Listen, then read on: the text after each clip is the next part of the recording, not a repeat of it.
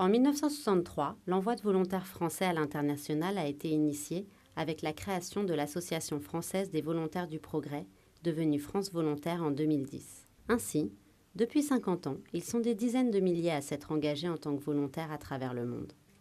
Au Sénégal, depuis les années 70, à l'image de Dante, Amélie, Olivier, Guy, Damien et Alexandre, des volontaires de toutes origines s'engagent au plus proche des populations dans des domaines comme l'environnement, le développement local, l'informatique, la santé, l'éducation ou l'animation socio-éducative.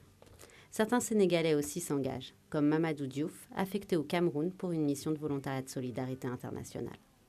Retour sur leur mission, de Dakar à Tambacounda, en passant par Tataguine, Kaolack et bon nombre de localités. J'ai été volontaire au Sénégal de 1975 à 1977 et j'étais dans le département de Fatick. J'ai été volontaire au Cameroun, avec France Volontaire bien sûr, du 23 mars 2010 au 20 mai 2011.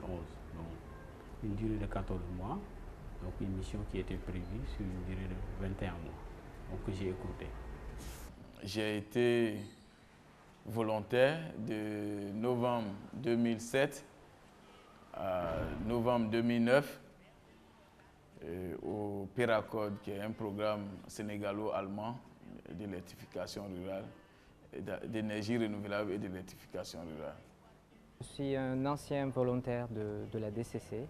J'ai eu à faire ma mission dans les années 2008-2009, donc durant 2 ans, en tant que responsable informatique. Donc je l'ai fait au sein de la librairie Claire Afrique. J'ai été volontaire pour venir en appui au réseau des plateformes d'ONG d'Afrique de l'Ouest et du Centre. Donc j'étais basé au sein de la plateforme qui assurait la présidence, la plateforme sénégalaise qui s'appelle le CONGAD. De novembre 1998 à janvier 2001, soit à peu près 26 mois, dans la région de Tambacounda, plus précisément dans la communauté rurale de Neteboulou, qui est une communauté rurale qui jouxte directement la commune de Tambacounda. Donc, je m'appelle Amélie Sagnas, j'étais volontaire entre novembre 2007 et janvier 2009 à Kaolack, au foyer Claire Logis.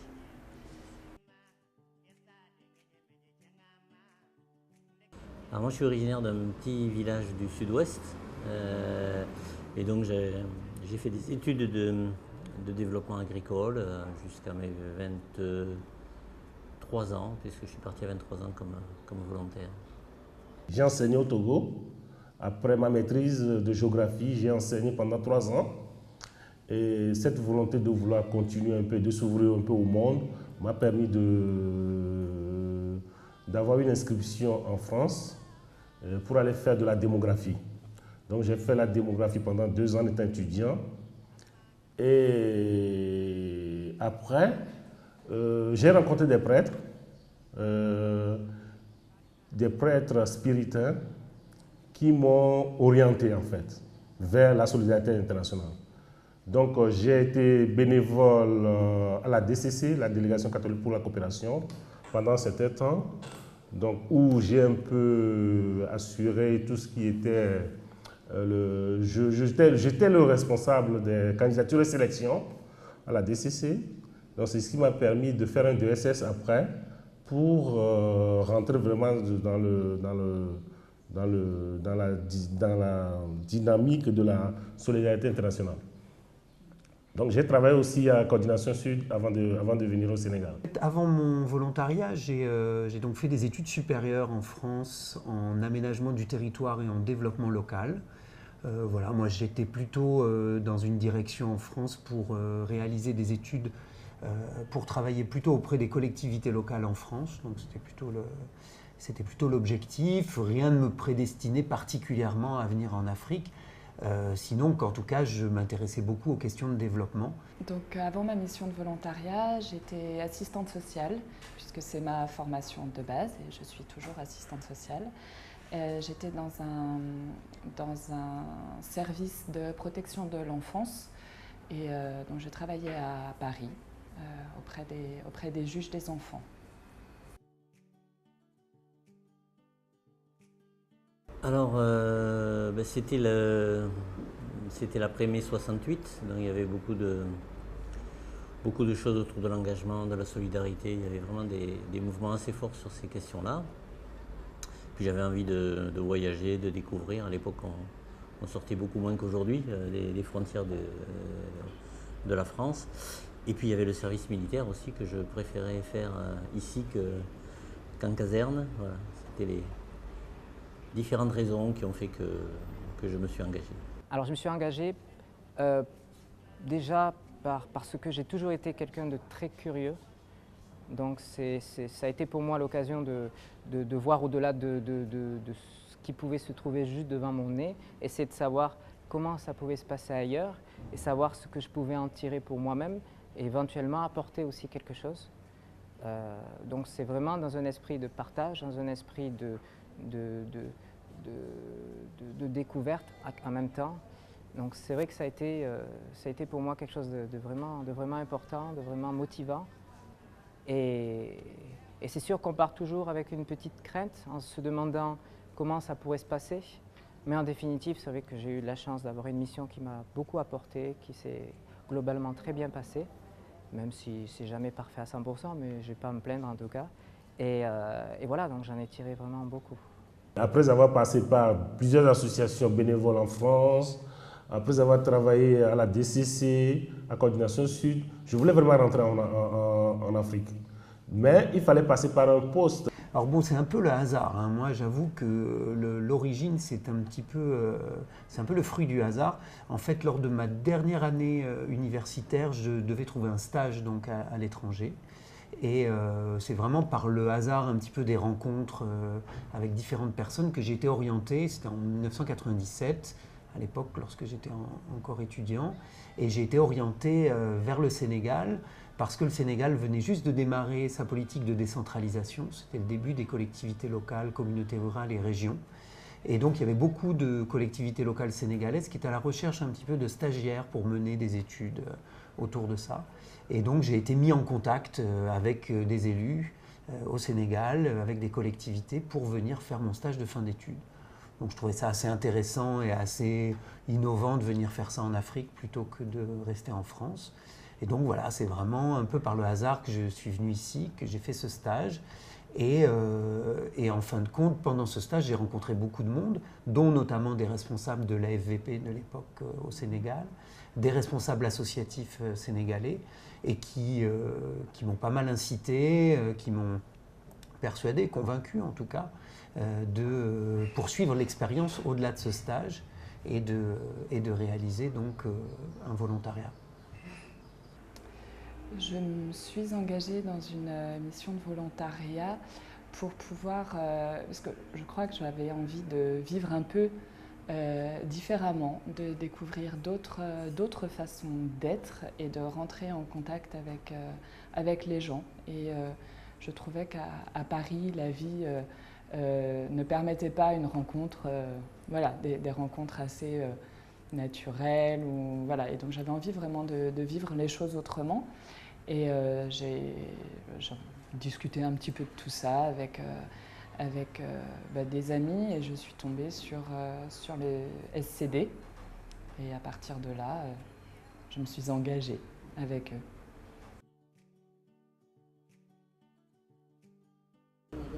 Alors donc on était dans une petite sous-préfecture donc, du Sine, Tataguine. On était 4 volontaires. 2 filles, 2 garçons. Moi, je travaillais plus spécifiquement sur les questions de maraîchage et d'hydraulique villageoise. Donc, j'étais mis à la disposition de la GIZ et dans le programme, j'étais assistant technique. Donc, de façon détaillée, à l'intérieur du programme, je m'occupais de tout ce qui était relation avec les prestataires de services. Ma mission était d'accompagner les opérateurs économiques. Les opérateurs, il s'agit souvent des femmes qui transforment des produits forestiers non ligneux pour se faire un complément des revenus et donc qui travaillaient souvent mais sans appui technique. Donc les questions liées au business plan, est-ce que l'activité est rentable? Donc je les accompagnais dans ce sens-là. Donc ma mission, en fait, j'étais donc placé auprès d'une ONG sénégalaise qui s'appelait la COSAD, Coordination des structures et acteurs de développement du département de Tambacounda, donc dans la région de Tamba, partie est du Sénégal. Et cette structure COSAD était une ONG locale qui accompagnait le développement et s'était notamment engagée auprès d'un certain nombre de collectivités locales pour les aider à réaliser ce qu'on appelait les plans locaux de développement. En gros, il s'agissait de pouvoir aider un petit peu les élus qui venaient d'être mis en place, qui venaient de démarrer un peu leurs activités d'élus au sein de ces nouvelles collectivités, de les aider à réfléchir un petit peu sur les stratégies de développement, les actions à mettre en œuvre, etc. Et donc pour ce faire, j'ai été placé donc, au sein de cette ONG et au sein d'une équipe de jeunes animateurs sénégalais avec qui j'ai travaillé en tant qu'animateur également. Donc on formait une équipe voilà, de 5-6 personnes. Ma mission était d'animer le réseau. J'étais basé ici à Dakar. Donc le réseau avait 8 membres de 8 pays différents. Donc le siège était ici, moi j'étais basé ici. La coordination régionale était basée à Dakar et j'assurais l'animation. Donc j'avais aussi une mission classique, c'est de rechercher des financements pour le réseau et de vraiment d'aller vers l'institutionnalisation du réseau. Et aujourd'hui, bon, ma mission a payé. Et là, aujourd'hui, vraiment, le réseau, le Report constitue aujourd'hui un réseau qui véritablement progresse vers son affirmation en tant qu'acteur du développement et en même temps un réseau autonome dans la sous-région. Il y a aussi des opérateurs de l'électrification rurale aussi qui mènent aussi leurs activités, mais qui n'ont pas souvent ces notions d'économie. Et des femmes qui reçoivent par exemple des moulins solaires ou des moulins dans le village, et qui doivent aussi savoir qu'est-ce qu'elles consomment en termes d'énergie, qu'est-ce qu'elles dépensent et qu'est-ce qu'elles y gagnent réellement. Et le Peracode aussi qui appuie ces opérateurs-là voulait savoir est-ce que ces activités sont rentables. Et on a sillonné toute cette communauté rurale sur laquelle nous avons travaillé, qui s'appelait la communauté rurale de Nétéboulou, qui compte une 60aine de villages sur un territoire relativement vaste quand même. Et donc on a sillonné pendant plus d'1 an tout ce territoire à la rencontre un peu des différents acteurs, des différentes couches de la population pour essayer de recueillir un peu leurs attentes, leur vision du territoire et les actions qu'ils jugeaient prioritaires à mettre en œuvre. Et en fin de mission, une fois que tout ça a été planifié, mis en place, nous avions un petit fonds de développement pour soutenir également la collectivité locale pour financer quelques actions prioritaires. Donc on a financé quelques actions autour de la santé, de l'éducation. Voilà. C'est vrai que 2 ans, c'était quand même relativement court. Donc à l'issue de ma mission, il s'agissait pour l'association COSAD de poursuivre le travail avec les animateurs sur place et d'essayer notamment d'appuyer la collectivité locale à lever d'autres ressources financières puisque les besoins étaient énormes et que les fonds disponibles étaient largement insuffisants pour couvrir tous les besoins. Beaucoup de choses. Déjà, ça a été 2 années, 2 années très fortes de découverte d'une autre culture, d'autres gens, d'autres façons de fonctionner. Et donc, du coup, de découverte de ses propres capacités, de ses propres limites aussi. Et donc, ça m'a amené la passion de l'Afrique, du développement, de la rencontre entre les gens, de la découverte. Et puis, au plan personnel aussi, je m'y suis marié. J'y ai encore beaucoup d'amis, j'y reviens régulièrement. Donc voilà, c'est 2 ans qui ont pesé lourd. J'avais des activités, j'avais un poste qui m'a permis d'avoir une grande expérience, aussi bien dans le développement, dans la décentralisation. Bref, dans tout ce qui était gestion de programme et de projet. Donc, ce qui fait que maintenant, même avec ce que j'ai appris, je donne pas mal de cours dans certains instituts de Dakar, dans le domaine du suivi et évaluation de projet. Et au niveau culturel, on avait beaucoup d'échanges entre des structures locales et les volontaires. Parce qu'on organisait souvent des sorties où on invitait des institutions locales, des responsables d'ONG qui venaient animer des thèmes très précis et j'ai beaucoup appris à ce niveau-là. Sur le plan professionnel, j'ai côtoyé pas mal de monde. Ma mission m'a permis de découvrir le monde. Il y a eu beaucoup de missions, beaucoup de contacts. Aujourd'hui, je fais partie de pas mal de réseaux et donc c'est vraiment quand même bénéfique professionnellement. J'apprends aussi à connaître un peu le fonctionnement du monde associatif. Et personnellement, vraiment, je ne suis jamais venu au Sénégal. Cela m'a permis aussi de découvrir le Sénégal. Je suis en poste aujourd'hui, il y a une continuité et effectivement, j'ai aussi rencontré mon âme sœur. La qualité effectivement des ressources humaines et des gens avec qui j'ai eu à travailler, le niveau et l'encadrement. Aujourd'hui, j'en recroise encore certains et c'est vrai qu'on se rappelle un petit peu cette époque. J'avoue que moi, quand je revois aujourd'hui, donc ça fait une quinzaine d'années, 15 ans après, quand je refais un peu mon parcours professionnel, je me rends compte que c'est vraiment à cette période-là que j'ai acquis un certain nombre de bases et notamment tout ce qu'on peut apprendre qui est difficile ensuite à valoriser ou à expliquer, mais tout ce qu'on apprend quand on est sur le terrain, quand on passe des nuits dans des villages, quand on passe des soirées à discuter avec des gens et à comprendre comment ils fonctionnent, comment ils gagnent leur vie, comment ça fonctionne pour eux. Plan personnel, si je sors de tout ce qui est expérience professionnelle, ça m'a permis déjà de découvrir le Cameroun. Et je dis que si le Cameroun était à côté, moi j'allais habiter là-bas, ça c'est sûr. Parce que c'est un pays où il y a tout et eux, ils ont l'habitude de dire que c'est l'Afrique en miniature.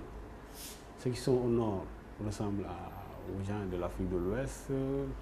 Au sud, vous avez les Pygmées, les Bororo, vous avez les gens du centre. C'est tellement mélangé, il y a tellement de choses à voir dans ce pays.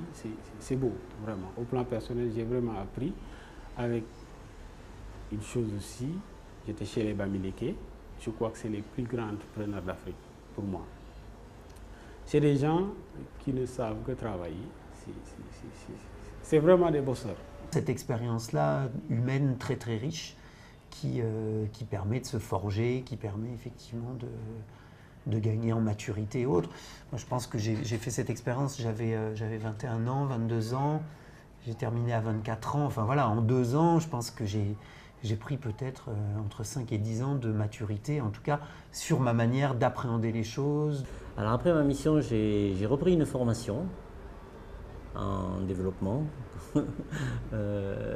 Et j'avais pas forcément envie de repartir. Mais bon, ça s'est trouvé un petit peu par hasard. En faisant mon stage retour, on m'a proposé de partir comme délégué adjoint au Gabon. Comme je n'avais pas de plan très précis, j'ai dit oui. Et puis depuis, je ne suis plus sorti de l'AFVP et de France Volontaire. Alors au niveau de la vision du monde, c'est vrai qu'on a la chance, lorsque l'on part aussi à l'étranger, c'est de s'approprier, on va dire, une double culture. On a notre culture d'origine et la culture aussi qui est présente ici. Donc ça nous permet de plus facilement comparer, plus facilement voir les différences, les avantages, les inconvénients d'un côté et de l'autre entre de là où on vient, de là où on va. Et c'est vrai que c'est quand même très intéressant, très enrichissant. Ça peut apporter vraiment beaucoup aussi dans ce sens-là.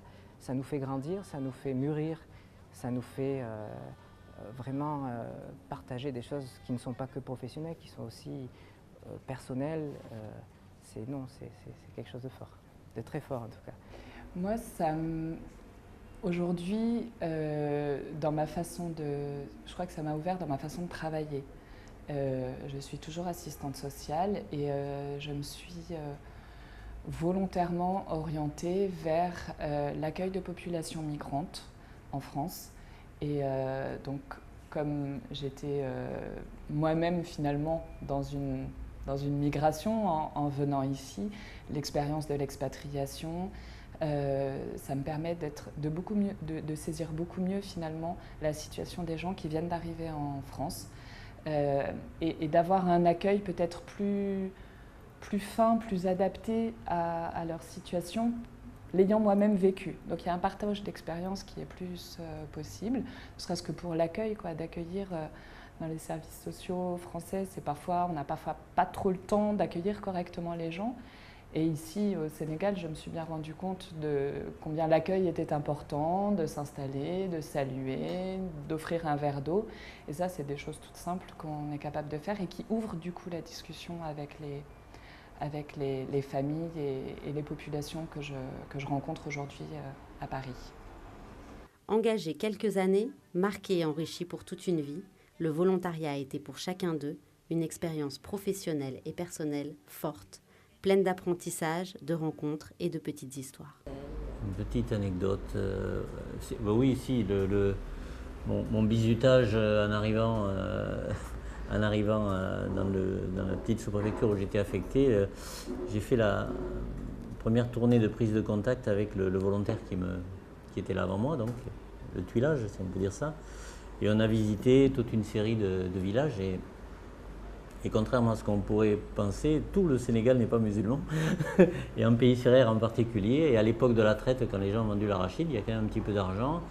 Et il y a beaucoup de bières qui circulent dans les villages. Et à chaque village où on s'arrêtait, on allait voir les notables, etc. Et chaque fois, on était obligé de prendre une bière qui est agrémentée d'un petit peu d'alcool en général.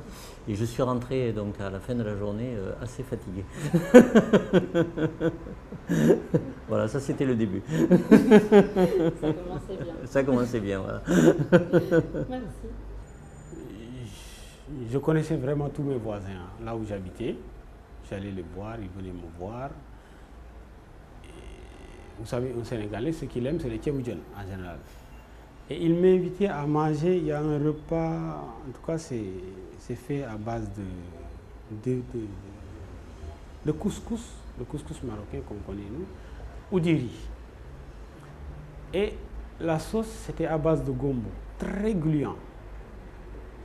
Moi, je n'aimais pas manger ça. Et comme c'est un plat bien prisé là-bas, à chaque fois, il m'invitait chez les voisins. Aujourd'hui, c'est X, demain, c'est Y, après, demain, c'est Z qui invite. Et souvent, on vous invite quand il y a ce plat-là. Et moi, je n'arrivais pas à le manger. Et pourtant, j'étais obligé de me mettre, de manger, pour que ces gens-là ne soient pas fâchés ou être vexés. J'ai un peu honte de le dire, mais je le dirai quand même. Ça fait pas mal d'années que je suis au Sénégal, mais j'ai du mal vraiment à assimiler le Wolof. J'ai du mal à parler Wolof. Et pourtant, c'est vraiment une langue qui permet de vraiment se disintégrer. Bon, le conseil aux autres volontaires et aux futurs volontaires, c'est vraiment de s'y mettre, de parler Wolof. C'est toujours un peu dans le vécu, c'est pas vraiment une anecdote, mais c'est une approche des choses qui finalement permet aussi après de se faire d'évoluer un petit peu. Moi, il y a quelque chose par exemple qui m'a particulièrement frappé ici, et notamment au moment où je suis parti, parce que quand je suis parti de mon temps de volontariat, on a fait une espèce de fête de départ et tout. Et les gens avec qui j'avais travaillé au quotidien, avec qui j'étais très très proche et franchement qui avaient tout fait pour me faciliter ma mission, qui m'avaient intégré, qui m'avaient ouvert leurs portes, etc., m'ont demandé pardon. Et ça, c'est une espèce de leçon d'humilité extrêmement forte, notamment quand on vient d'un autre pays et tout. Demander pardon, c'est-à-dire cette culture du, on a peut-être fait des erreurs pendant tout le temps où tu étais là, on a peut-être mal agi, on s'est peut-être mal compris, peut-être eu des incompréhensions et tout. Donc, c'est important pour nous de te demander pardon, Et vraiment, cette humilité, c'est vrai qu'on idéalise souvent quand on parle de l'Afrique, et moi, je pense que c'est vraiment important d'avoir un regard qui ne soit pas forcément ni complaisant, ni angélique, etc. Mais c'est vrai que sur ces questions-là, quand même, moi, j'avoue que j'ai pris beaucoup, beaucoup de leçons sur la manière d'appréhender les relations et de savoir comment on gère une relation, comment on gère la fin d'une relation, à un moment donné, des chemins qui se séparent. Et donc ça, c'est quelque chose que j'ai vécu de manière assez forte. Alors, un petit conseil peut-être pour les futurs volontaires de Kaolack, plus particulièrement. Kaolack est connu pour sa chaleur, ses moustiques, la saleté de la ville. Donc tout ça n'est pas complètement faux, c'est sûr, mais du coup de ne pas s'arrêter à ça qui peut être en se disant « oh là là, je vais me faire manger par les moustiques et d'ici 3 mois j'ai un palu », c'est absolument pas ça, puisque l'accueil des gens et le fait qu'il n'y ait pas beaucoup non plus d'étrangers permet du coup un lien plus sincère et plus vrai avec les gens. Donc avec la population locale, donc ne pas s'arrêter à ce que tout le Sénégal peut dire sur Kaolack.